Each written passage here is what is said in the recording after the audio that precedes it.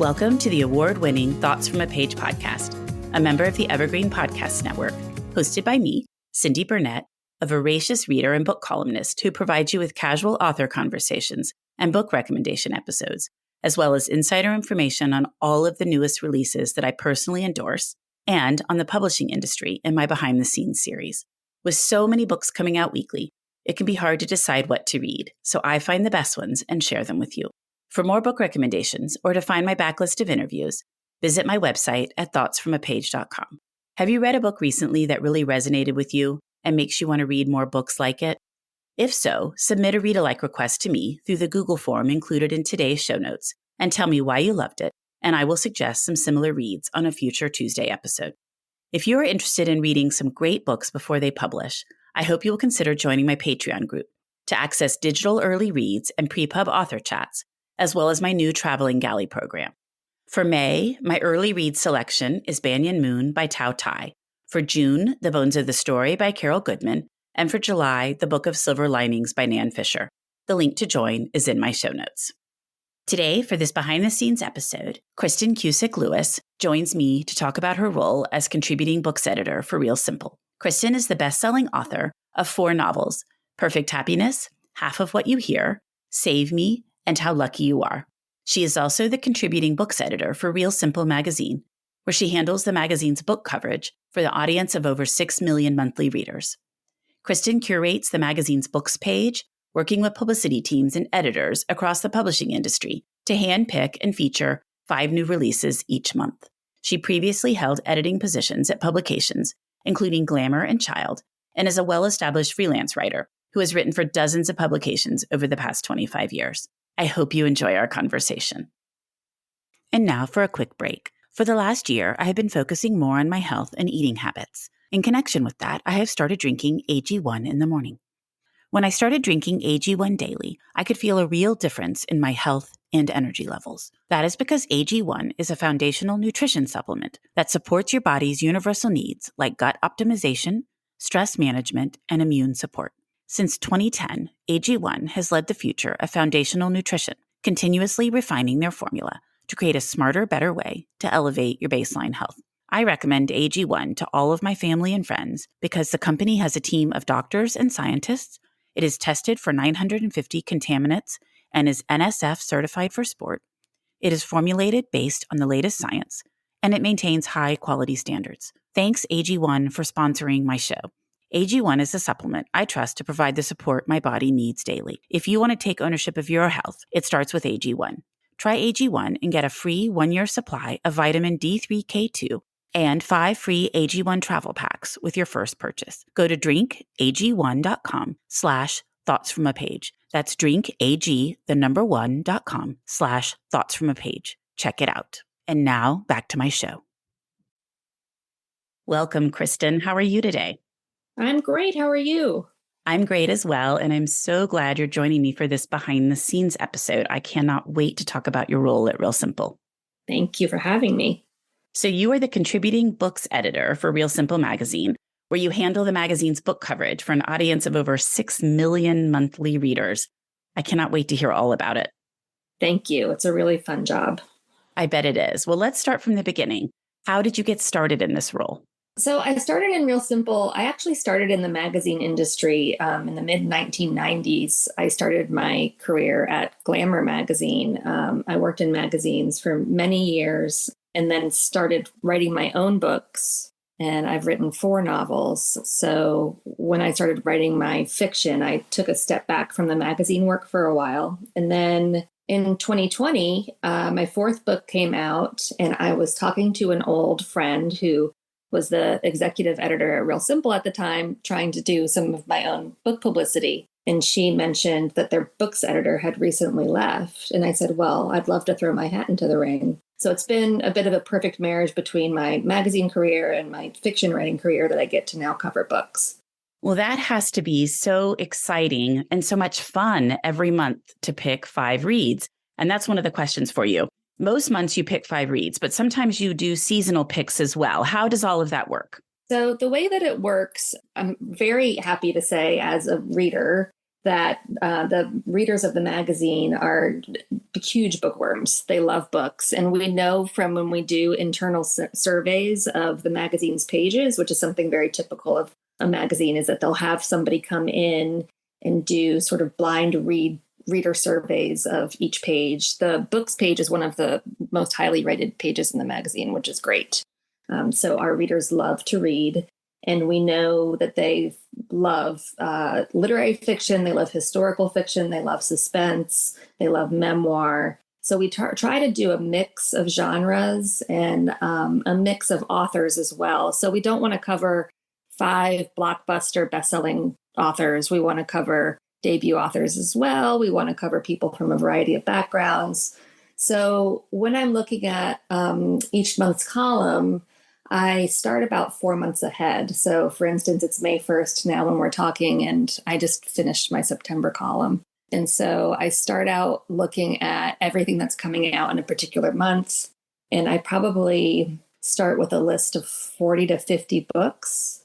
And I just whittle it down from there based on what might make the best mix. And I talk to publicists at the different publishers all day long, and I read a ton, of course. I read everything that goes into the magazine, and I look at trade reviews. And so then I narrow it down to, for the typical column, which is 5 books, I will pitch 7 or 8 with my top 5. And then I send it off to my editor, the executive editor and the editor-in-chief, and we sort of by committee decide which 5 are going to make the cut. Now, because the page is so popular, we've been able to expand it to 2 pages a few times a year, which is wonderful to be able to feature more books because it's not easy to narrow it down to those 5. I wish I could cover a lot more. Well, you've actually touched on a number of my questions, and so I will dive into some of them, and hopefully we can talk more in depth about some of it. Every month you do 5, and then for the season, because I think I recently saw your summer seasonal one, I looked back on your Instagram page, you had a fall seasonal one. You will highlight some upcoming reads for a particular season. Is that right? So it's still based on the month. So like it often happens. So for the summer issues, if we do a combined July, August issue, which is typical of the industry, then we'll make that summer reading. But it's really based on the publication date of the books. And not so much seasonal. Okay. Well, that makes sense then. And your 5 reads that you pick, do they come out, all of them in that particular month? So you said you just turned in September. Are all 5 books coming out sometime in September? Yeah. So what we want to do is the magazine typically comes out 2 weeks ahead of time before a new month starts, a new calendar month.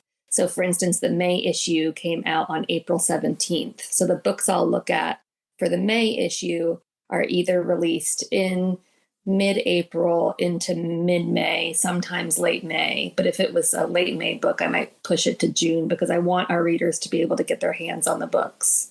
That said, I'm not opposed to including a book for a particular month that has a later publication date because I know as an author how important pre-orders are. And I also know as a reader how much people love to get their TBR lists up and running for upcoming months. So I'm not completely opposed to putting in something that's not quite out yet, but we try to keep it particular to the month as much as we can.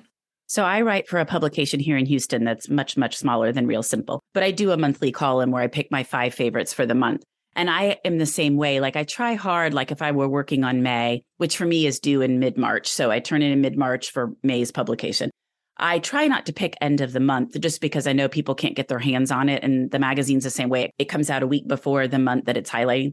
But that's a good point on pre-orders. And I hadn't thought about that. The other thing I sometimes struggle with, and I would assume you're the same way, there are some months like this year, March, had so many fabulous titles. So sometimes I will try to push a few of the March into April, knowing that I just couldn't whittle it down from maybe 9 titles. And so I want some of those to push into the next month. Does that happen to you? It happens all the time. And in fact, it just happened with September. So this fall is going to be tremendous for readers. There are so many wonderful books coming out. And so for September, I had 3 potential historical fiction reads on the list, all by big authors. And that's not much of a mix for our readers who aren't into historical fiction. So I pushed one to October, knowing that I could do that because Otherwise, the mix wouldn't work.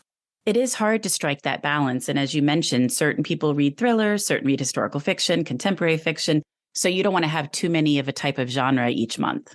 Exactly. And even though they're very different books, one is a book by Zadie Smith, one is Emma Donohue's new book, one is Lauren Groff's new book. They all are historical fiction, and they're all big powerhouse heavy hitter authors. So I wanted to be able to give a slot to, say, a debut author or another type of read. Absolutely. Well, what about other parameters? Do you have specific parameters that guide you? You've talked a little bit about a mix of genre and a mix of debut versus well-established authors. Do you have any other parameters that you work within? I do, yeah. So I also we really strive to include a diverse variety of voices. So we want authors from different backgrounds who are also presenting different ideas. So that's something we take into strong consideration. We don't want 5 white women or 5 white men, or we occasionally will feature a rom-com that is not from a heterosexual point of view. So we're trying to include as many voices as we possibly can, which I think is reflective of the publishing industry at large is going in that direction as well. It's historically not been particularly diverse, and I think that is changing, which is a good thing. I think so too. It's much easier to find those titles. It will continue to sometimes be difficult for me in a month, but it is much simpler than it used to be. Yeah, for sure, which is great. So you touched on this a little bit, but how do you learn about most upcoming titles? How do you come up with your list of 40 to 50 books for a month? How do you source that? So it can be everything from, I would say the most common way is that I'm just in touch with the publicists at the various publishing houses who send me press releases. You should see my email inbox is just, I'm sure you struggle with the same thing. I do. So I just keep I'm pretty analog and old school. I keep a running list in a notebook for each month. And as I hear about things that I think might work, I write it down on that list. I also use Library Journal, has a wonderful pre-pub alert column. And I go through that after I'm starting my list to make sure I'm not missing anything. I think like a lot of readers, I do what readers do, and I'm friendly with lots of authors on Instagram. So I'll see whose books, might be coming out, and I'll jot that down. And then I go from there. I was curious to hear how you were doing it yourself for Real Simple, but I was also curious to hear how you do it for my own use, because I am inundated. And sometimes I'm like, how can I keep up with all of this? And I've tried so many different systems, and I still don't feel like I have a very good one. It's difficult because there's just so much, and it comes in big waves. And I'm going to have to look up Library Journal's list. I didn't know they had that. Oh, it's wonderful. It's called Pre-Pub Alert, and it's hugely helpful. And I'm forgetting her last name, but the woman who puts it together, her name is Barbara something. And she keeps a huge list of every genre. And then she compiles it all in one big list at the end of each month. And I go through that just to make sure I'm not missing anything, because occasionally I do miss a big book. And then when it comes out and makes a huge splash, I am kicking myself that I didn't see it. That's devastating to me when I miss a big book. So I agree. I hate when that happens. And sometimes I'll be like, I've never heard of this book. And then I'll look back through my emails and I was like, oh, I was actually pitched this book and I just passed. So I really hate that, because I'm like, oh, this would have been such a good one to highlight. So yeah. So sometimes actually I go back and pick them up because I have some flexibility. So if it's a month that's quieter for me, I'll go back and pick it up. But a lot of times there's so many other good things coming out that I can't. So I just have to highlight it elsewhere. Yes, I will give you a perfect example of one that I missed was Tomorrow and Tomorrow and Tomorrow. I got the press release and I read it and I thought, video games, that's not really our reader. And I let it go. And then, of course, it was like one of the biggest books of last year. So I was very unhappy with myself for missing that one. It's hard. I mean, there are just so many books coming out. And I think it's getting more and more that way. I mean, I feel like 2023 has been the largest yet. And so I'm thinking, oh my gosh, Susan Righetti's Cover Story is the one that got by me. And I ended up loving that book. And people were posting all over Instagram. And I was like, how did I miss this one? And I guess I'm just not a huge con artist person most of the time. But then in the end, it was fabulous. And I was sad I'd missed it. Yes, I know. Isn't that a bummer? But then on the flip side, I don't know if you feel this way, but on the flip side, when one of the big national book clubs like Read with Jenna or Reese's Book Club picks a book that I've picked, I feel validated. So that's good. I agree with that completely. I'm like, oh, I loved that book. And I read it before I knew anybody else was going to like it. Yes. A topic of conversation in the book world is frequently DNFing. do not finish, did not finish. So is that something you do, or do you read to the end of every book, whether you're liking it or not? Oh, I do not finish a lot. I am a big proponent of the do not finish. I also go by the 50-page rule. If it hasn't grabbed me by 50 pages, then I'm out. There's just too many things to read out there. There are too many great books. And so I will very happily put one down. I am the same way. And I didn't used to be, but I think when I really started doing all of this and with the volume, and like you said, there are just so many great books, I feel like, okay, maybe this isn't the book for me. Maybe other people will love it, but I just need to move on because I want to get to something that I'm going to enjoy more. Exactly. And you just took the words right out of my mouth. I feel like it's not that it's a bad book, but if it's not the right book for me or just not the right book at the right time, because often I'll put something down and then a couple of years later, I'll go back to it and I enjoy it that much more. I think that's right. Sometimes it can just be wrong place, wrong time. Yeah. So you're working really far ahead. If you just turned in September, and I'm assuming you turned in 7 or 8 titles, you all are discussing which ones are going to be picked. When is it totally finalized?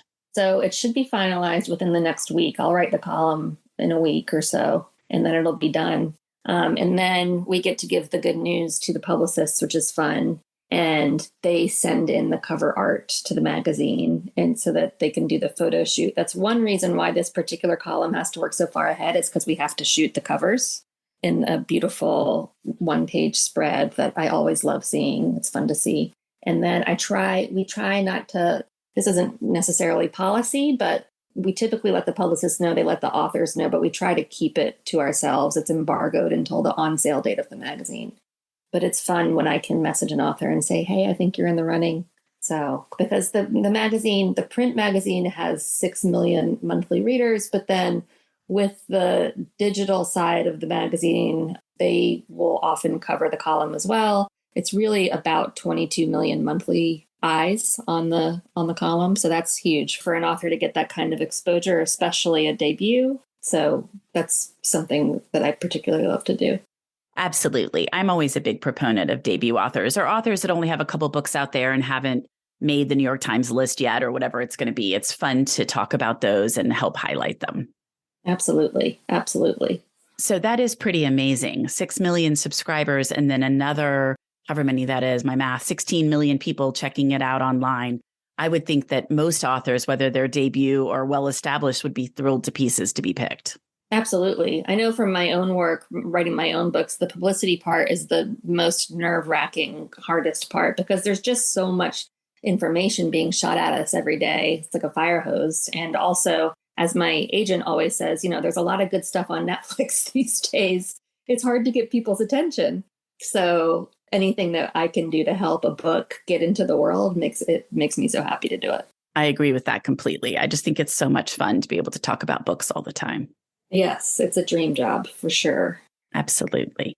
Well, what happens when you have a month where you're struggling to fill all the slots? Does that ever happen to you? I'll be honest with you, it never happens. It never, ever happens. I'm trying to think. I can't say that it's ever happened. I really don't think it has. Oh, that's great. How many books a week do you read? So I would say that I start a lot of books. I probably start 8 to 10 books a week, but I bet I fully read 2 to 3 a week is pretty standard. And then once I have there are occasions where I know, and this doesn't happen very often because I typically will read the whole book before I send in my proposed list. But there are occasions where if I just know that a book is perfect for us and the author's an established author and the trade reviews, like everything is aligning the way that it should, I will occasionally send in my proposal while I'm still reading the book, but I would never send in something that I haven't read. Yes, it's hard to recommend something if you haven't read it. No. I would never do that, ever. But one of the things that I always say that surprises me about the podcast is how many authors say to me, you really read the book. And I'm like, well, of course I read the book. How could I interview you if I haven't read the book? But I guess some people don't. So I guess it does make sense. But I'm glad that you do read them all if you're recommending them, because you want to be able to stand behind what you're recommending. Oh, for sure. And I've had people say to me, do you really read all these books? I'm like, yes, but this is the job. The job is to read the books. And, for me, it's a dream. So why wouldn't I? Do you listen to them? Do you read them digitally? Do you read them physically? What is your path? I read digitally and physically. And I wish I could get more of them on audio. I absolutely love audiobooks. So what I tend to do is the books that I'm reading for Real Simple, I will read either on NetGalley or I'll get a physical copy. And it really doesn't matter to me which. I will occasionally be reading digitally a lot, and I'll ask for a physical galley just to mix it up if I get sick of reading on my Kindle. But the audio, I tend to read for my own personal reading that I do for fun. So if there's a book that I missed, or a book that's not right for the column that I'm interested in, or a book that's not a new book, I will use the audio for that. So all of my work, quote unquote, work reading is done either digitally or a galley. Well, and I didn't really think through that question when I was asking it, because so much of the audio doesn't come till much closer in publication time. So a lot of the books are probably not even on audio when you're trying to get them read. They're not, unfortunately. I wish they were, but I am happy I occasionally will get the audio arcs through like Libro. Yeah, I wish I could get everything on audio. It would make it that much easier for me to get more in, but absolutely. I'm like a audio listening at 1.5 or higher, just going through them. So I am not a huge audiobook listener because I'm a huge music listener. So a lot of the time, if I'm going to listen to something, it's music.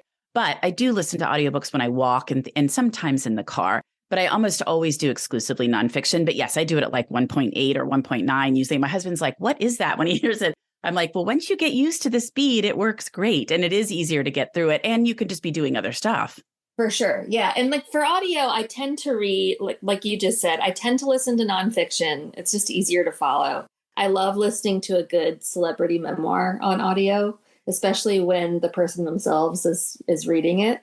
And I also love like a rom-com on audio, nothing too like literary fiction where I really want to sink my teeth into it and I really want to linger over the sentences or the beautiful language. I can't do that on audio. I want to read that. I think that's exactly right. And I much prefer physical books, but I do read digitally all the time just because sometimes the books aren't available or I can't get a hold of it or whatever it is. But books that are more complicated as well, that either have a map or have a ton of characters or things like that, I have to read physically because I can't stand trying to flip back and forth in an ebook when you're trying to see who somebody is or look at a map or whatever it is. I couldn't agree more, 100%. So what's your favorite part of this role? Oh, I mean, getting to read for a living is pretty great. My husband, during the pandemic, started working at home part-time, and he'll come upstairs in the afternoon and see me sitting on the couch reading, and he'll say, hard at work? And I'll say, yes, I am, actually. This is hard at work. This is it. So, yeah, and getting to read a wide range of authors is interesting and exciting for me. It's just a dream. I've been a bookworm, as I'm sure you are, since I was a little kid. I mean, I was always reading everything I could get my hands on. So it's wonderful to be able to do it for work. I always say I was that kid that would have the bedspread over me with the flashlight. You know, you see that in movies and stuff, but I literally did do that. I just read all the time. Oh, same. Yeah. And I remember my grandmother was Southern from South Carolina, and we would go down and visit my aunt and stay at my aunt's house. And I would be in the corner, like reading her magazine rack of catalogs. And my grandmother would say, that is one reading child. I was just always had my nose in a book or, yeah, anything. Cereal box, didn't matter. I love that. I love that one reading child. That's cute. Yeah. Do you have a least favorite part? I mean, I wish we could pick more. I mean, having to narrow it down to 5 is so hard. I'm sure you feel the same way with your work. It's just hard to not be able to include everything I want to. That's the hardest part for sure. I always say that with the podcast. When I launched it twice a week, I thought, well, I hope I can fill all those slots. Like, I hope this isn't a mistake to do it twice a week. And now if I could, I would fill 7 days a week. I mean, there are just so many great books out there and great authors to talk to, but there's no way I could do 7 days a week. But 2 works great. And every once in a while, I'll push it to 3 if there's a book I love. But yes, it is hard. It's so hard. And having to tell a publicist who I've been back and forth with about if there's a book that I think is on the edge or that I pitch and doesn't get chosen for some reason, which doesn't happen very often, but every once in a while it does. If I've sort of given a publicist a hint that the book's going to maybe go in, and then I have to go back and say it's not, that's awful. I hate that happening. You led me into my next question because I was just going to ask you, how often does it happen that you have highlighted 5 and then you've got a couple extra there and your 5 aren't selected? I mean, obviously some of them are selected, but I mean that all 5 of yours aren't selected. Yeah. I mean, it happens every once in a while. Maybe I mean, if I had to guess, maybe it happens quarterly, but not often. And I also, I won't put a book on the alternate list if I don't think it's a really great one. So I guess on the one hand, I could see it as an opportunity to, throw two more books on the list that might be a potential. It's a little bit of a bummer sometimes if I'm really excited about a particular book that doesn't go in. Like, for instance, I think it was a couple of years ago, I absolutely loved Marrying the Ketchups by Jennifer Close. Yes, me too. Yes, and I had that one on the list and it didn't go in. Trying to think of others. And I always want to be able, I wish I could go back to the authors and say, I had this on the list. But, who wants to hear that? Like, you coulda, woulda, shoulda. But, can't get them all in there. You can't, unfortunately. Yes, exactly. Do you ever have a time when you turn in 7 or 8 and then something that wasn't on your list goes in? Never. Nope. Okay, that's good. I'm just so curious how these things work behind the scenes. And then you also mentioned, this is what I wanted to talk about for sure, is the graphic, the beautiful photo spread that is done for each of yours. I just love looking at those and seeing what all is included. And it's just so well done. And I was curious how it came about. So the art department is fully responsible for the way that the page looks, and I have nothing to do with it, but I'm always so excited to see the page when it comes out because it always just looks so enticing and beautiful. They do. I always enjoy seeing them. In addition to what you pick, I always enjoy seeing what you pick and sharing it. But then I also enjoy seeing what the photo spread is going to look like. Thank you. Me too. Me too. It's always a surprise, and it's fun to see them together. I have like on my Instagram page where I have them sort of like in a grid. It's fun to see month to month how they change and how they give it kind of a seasonal feel depending on the time of the year, that kind of thing. I agree. But then they also tie together, and that you really see that when you look at it on your Instagram page, I think. Yeah. Do you want to tell people your Instagram handle as well? I would love to. So my Instagram is my full name, which is Kristyn Kusek Lewis. Why don't you spell that out just so everybody has it? And I'll also include it in my show notes when this episode runs. Sure. It's Kristyn. It's Kristyn, Kusek, Kusek, Lewis, Lewis. Great. That way people can find you and see your selections as well in an easy manner. I would love that. Wonderful. Have you felt that your approach has changed at all over time? I don't think so. We've had a pretty good system going. It's been exciting to see over the past year or two, because of the popularity of the column, we've been able to increase the column to a couple of pages a few times a year, whereas in the past, that would typically only happen perhaps in the summer or in December, occasionally both. But now we're upping the page count to 2 pages whenever we can, which is great. And as you said, gives you the opportunity to highlight more books. Yes, which is so much fun. So much fun. Yeah. You have written 4 books. Are you still writing now for novels, or are you just focusing on Real Simple at the moment? I am writing.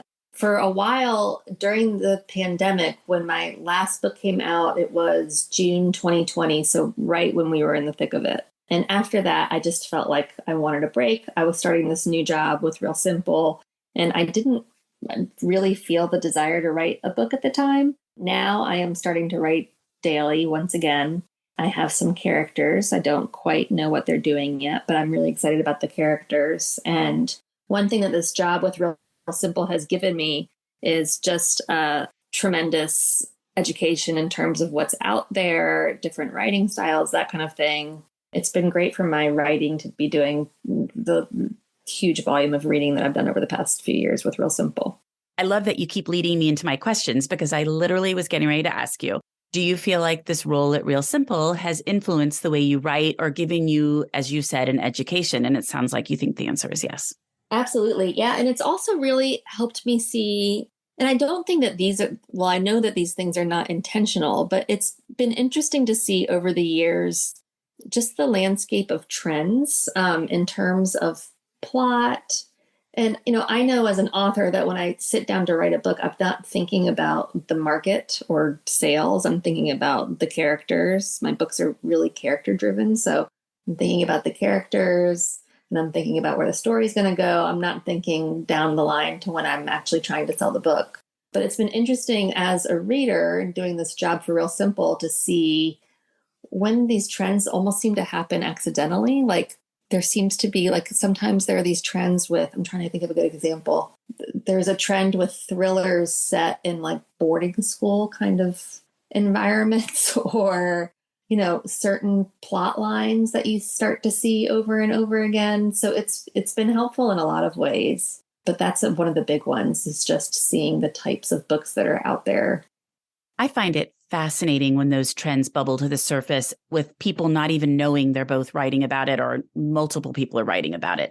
Like the spring, the concept of home. There are so many books about what has happened when children were taken from their homes for whatever reason, raised someplace else for a little while, and then returned, and how difficult it is to go back to your original life and what happens. And that has been in like 4 or 5 books this spring. And it's just so interesting to see when things like that bubble up unintentionally.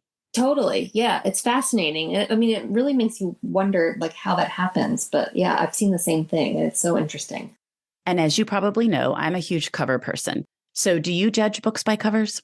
Yeah, I do. I'd be lying if I said I didn't. But yes, I do. I remember when my first book came out, and it was during the time when there were a lot of novels coming out that featured the back of a woman's head. Do you remember that era? Yes. And I remember saying to my editor, you know, anything is okay with me, but I just do not want to see the back of the woman's head on my book. And it ended up being a pair of shoes and a broken plate. So I didn't get the back of the head, but I got the feet instead. So well, in historical fiction, there are still a lot of back of the heads. I mean, they're definitely moving away from it. 2023 has been better, but still I feel like, oh my gosh, like let's just do something different. It is. Or you start to see the same fonts over and over again. But then when a really beautiful cover comes out, I mean, it just hits you like a ton of bricks, doesn't it? Like I remember when I saw Hello Beautiful, the cover for that one the first time. I mean, some of them are just stunning. They are stunning. And talk about a book that I loved. Hello Beautiful was so good. Oh my gosh, it was unbelievable. Gorgeous. It really was. Yeah. Well, before we wrap up, I would love to hear, Kristyn, what you personally recommend, what you have read recently and want people to be reading. Okay, so it's hard to know where to start because there are so many.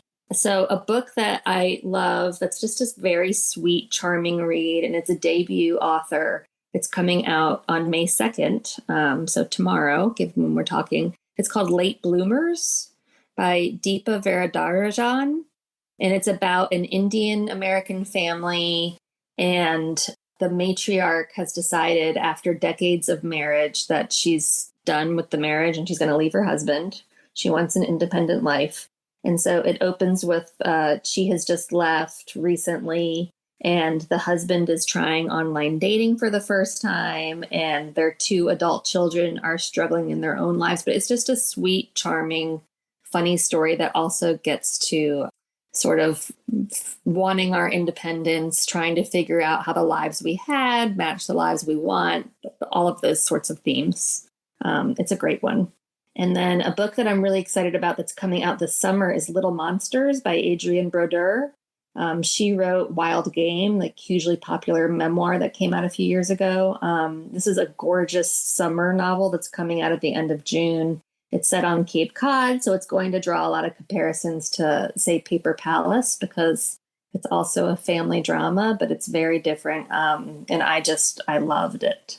I'm not even sure I've heard of the second one. I've heard great things about the first one, and I haven't gotten to it yet. But I haven't even heard of Little Monsters. Oh, it's wonderful. It's wonderful. Yeah, I loved it. That's one of my favorite books that I've read for summer reading. Okay, good. I always love reading for summer reading and compiling a summer reading list. It's my favorite thing to do. It's so fun. Yeah. Well, another one that I just read that's coming out in the fall is called The Hike by Lucy Clarke. And if you just want like a really entertaining suspense story, which sometimes that's exactly what I'm in the mood for. Like I love that at the end of a long week to just get a great thriller. The Hike by Lucy Clarke. She's hugely popular in the UK. And one of her novels, which I am blanking on the name of, is being turned into a Paramount Plus series. But this is a book about kind of a girl's trip that goes awry. And it's a destination thriller set in the mountains in Norway. And it's just like beautiful writing, but also just fun. And the characters are relatable. It has a lot of twists and turns you don't see coming. I really liked her book last year, One of the Girls, set in Greece. Yes, yes, yes, yes. Thought it was very well done. Yes. And then the last one I'll give you is also coming out in the fall. It's called Everything, Nothing, Someone. It's a memoir written by Alice Carriere, or I don't know if she pronounces it Carriere. It's Carriere. And it is a memoir unlike anything you've read before. It is searing portrait of her childhood growing up in the 1990s in New York. Her mother is a very famous, renowned artist, Jennifer Barnett, and her father was he's a European film star. She had a childhood where there was a lot of, well, it's really like a girl interrupted kind of a story. And it's not an easy story to read, but it's one of the most visceral portraits of mental health struggles that I've ever read. And it's ultimately kind of a heroine's story and how she made her way through it. And she has a wonderful life now, but it's just wild. Is that a Spiegel and Grau title? Yes. Okay. I think it just arrived here, and that's what's making me think that, because I really have enjoyed their books that I have read so far, but I wasn't sure if that was going to be too dark for me because sometimes I'm kind of a wimp. But that's good to hear that it's really good. Yeah. Well, these are great recommendations, Kristyn, and I'm so glad that we got to actually chat with each other because we've communicated on Instagram and I followed you and I just love seeing what you pick. So I'm so glad you came on the show. Yes. Well, I'm a huge fan of the podcast. And as I told you, I think that I have some friends who are huge fans of yours as well. So I was thrilled to be able to do it and for us to connect this way. It's been fun.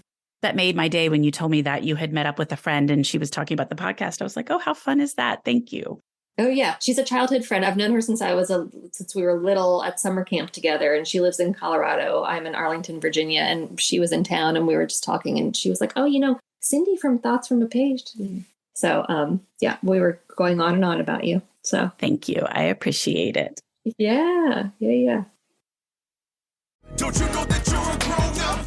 I'm a grown-up. Me too. Yep, me too. But these days being a grown-up can really suck. Luckily, we're grown-ups who grew up in the coolest generation. We had video arcades. And also some of the best TV and movies ever made. We lived the origin of awesome consumer electronics. The list goes on and on. Yep, Generation X. Exactly. And we're Gen X grown-up. Every week, the Gen X Grown Up podcast explores media, tech, toys, games, and more from both yesterday and today. Through the eyes of Generation Xers who absolutely love that stuff. You can find us on iTunes or wherever you get your podcasts. Or find us on our website, genxgrownup.com. Life sucks as a grown-up. All right, you think that was good enough? I hope so, man. I'm tired.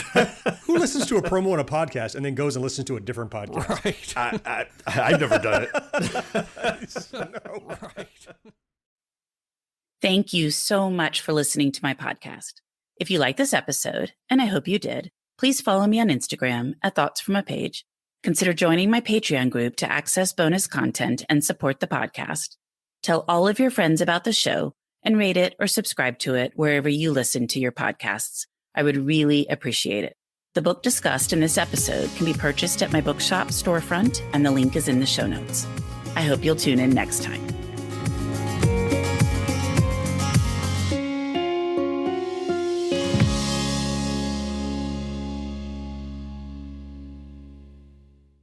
Don't you know that you're a grown-up? I'm a grown-up. Me too. Yep, me too. But these days being a grown-up can really suck. Luckily, we're grown-ups who grew up in the coolest generation. We had video arcades. And also some of the best TV and movies ever made. We lived the origin of awesome consumer electronics. The list goes on and on. Yep, Generation X. Exactly. And we're Gen X grown-up. Every week, the Gen X Grown Up podcast explores media, tech, toys, games, and more from both yesterday and today. Through the eyes of Generation Xers who absolutely love that stuff. You can find us on iTunes or wherever you get your podcasts. Or find us on our website, genxgrownup.com. Life sucks as a grown-up. All right, you think that was good enough? I hope so, man. I'm tired. Who listens to a promo on a podcast and then goes and listens to a different podcast? Right. I've never done it. No. Right.